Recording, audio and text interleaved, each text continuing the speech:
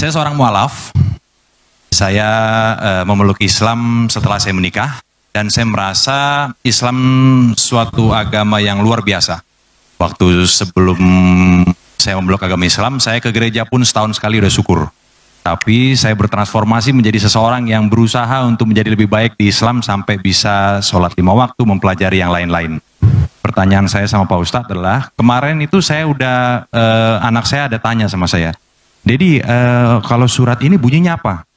Wah, saya mulai nggak tahu nih, ya kan? Nah, saya rasa saya mulai harus belajar banyak mengenai Islam, mengenai surah dan lain sebagainya. Pertanyaan saya yang mungkin ini adalah keresahan hati juga beberapa saudara-saudara kita yang mualaf, Pak Ustadz. Bagaimana kita memilih guru yang benar? Yang pertama. Yang kedua, bagaimana kita tahu kita memilih guru?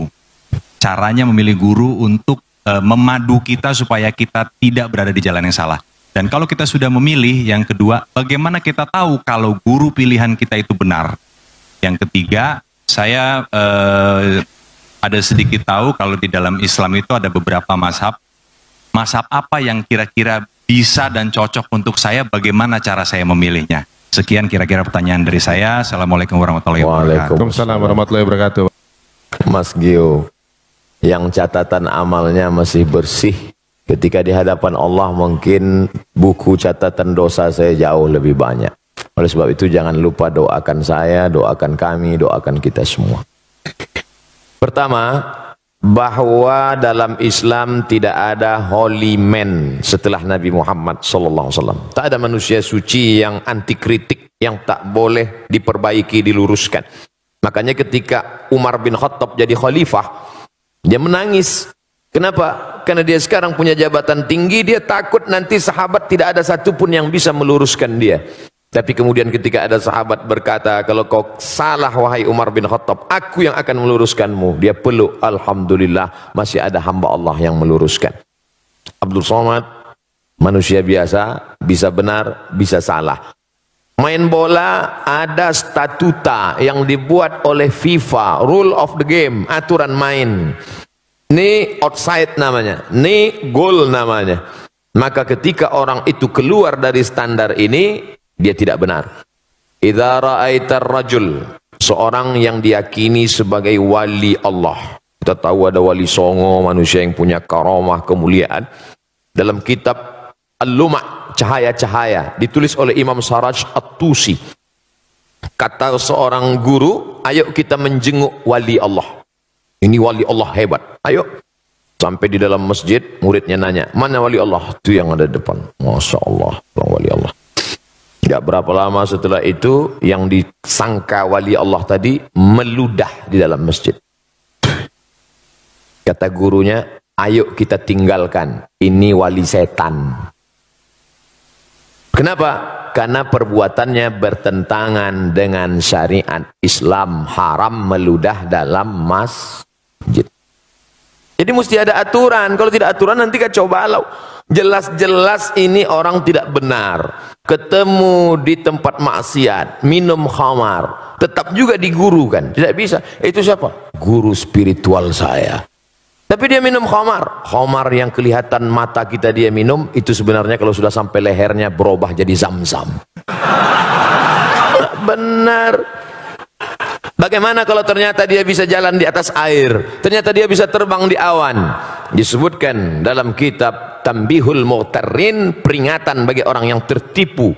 Idza ra'aitar rajul, kalau kau lihat ada orang yatiru fil hawa, bisa terbang di atas awan, yamshi 'alal ma, bisa jalan di atas air, la taghtar, jangan tertipu karena itu, karena setan iblis pun bisa melakukan itu, tapi pandanglah pada istiqomahnya tentang ajaran, perintah dan larangan Allah. Disuruh Allah dia ikut, dilarang Allah dia tak buat. Ikutilah istiqomahnya. Maka alhamdulillah musyawarah, ada guru-guru yang istiqomah, Ustaz Adi Hidayat, kemudian Ustaz Umar Mita, ustaz-ustaz kita yang banyak yang dalam koridor Ahlus Sunnah wal Jamaah. Tanya ke Ustaz Adi Hidayat, beliau punya banyak kadar-kadar hafal Al-Quran, Ustadz saya mau belajar Quran dari awal mau ngaji. Nah, nanti beliau akan kirim guru mengaji supaya kita benar. Jadi dalam Islam aturannya adalah Quran sunnah. Tidak sesuai dengan Quran, menyalahi sunnah, tidak ikut fatwa ulama ahlu sunnah wal jamaah, maka dikeluarkan dari, ada kalanya SP1 sesat, surat peringatan yang salah sedikit sesat, tapi kalau fatal dia bisa menjadi kafir, keluar dari Islam. Na'udzubillah. Ini tentang masalah memilih guru. Standarnya Quran, sunnah, dan mengikut ulama ahlu sunnah wal jamaah. Berikutnya, mazhab apa yang saya ikut? Saya kasih sampel contoh bersentuhan laki-laki perempuan, wuduknya batal atau tidak batal. Aula mastumun nisa, kamu bersentuhan kulit dengan perempuan, batal atau tak batal? Menurut mazhab Hanafi tidak batal. Karena makna mastumun nisa bukan sentuhan kulit, tapi maaf jima. Kalau berhubungan kelamin baru batal. Kenapa bunyi ayatnya lamastumun nisa? Al-Quran bukan kitab porno, maka dia tidak mau sebut. Maka kiasan sentuhan kulit artinya jima baru batal. Kalau sentuhan kulit tidak batal menurut Hanafi. Malik bin Anas, mazhab Maliki, sentuhan kulit kalau bernafsu batal, kalau enggak nafsu enggak batal. Mazhab Syafi'i, asalkan sentuhan kulit, mau nafsu enggak nafsu tetap batal. Kita sedang berada di antara tiga pilihan, mau Hanafi, Maliki atau Syafi'i. Ustadz pilih yang mana? Saya pilih mazhab Syafi'i.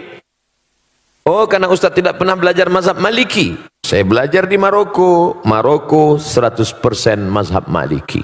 Guru-guru saya di Darul Hadis mazhabnya Maliki. Kenapa Ustadz tetap berpegang pada mazhab Syafi'i? Guru-guru saya sebelum berangkat dulu mazhabnya Syafi'i. Setelah saya pulang ke tengah komunitas masyarakat bermazhab Syafi'i. Dan ada satu analisa saya, ketika saya pakai mazhab Syafi'i, saya lebih tenang dalam kasus ini. Misalnya habis bersentuhan, habis itu saya sholat, Allahu Akbar, datang setan menggoda, wudukmu batal Abdul Somad. Tidak, aku sudah wuduk. Tapi andai saya pakai mazhab Maliki, wudukmu batal Abdul Somad. Tidak, tadi kamu nafsu.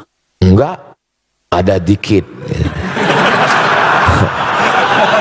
Tapi saya tidak menyalahkan mazhab Maliki.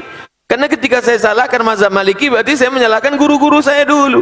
Selama masih dalam ahlus sunnah wal jamaah. Tapi jangan gara-gara ngaji begini lalu semua benar.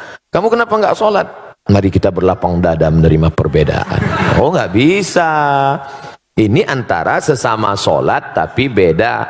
Maka kata Syekh Yusuf Qardawi, sebenarnya orang awam dia nggak punya mazhab. Mazhabnya adalah mazhab gurunya.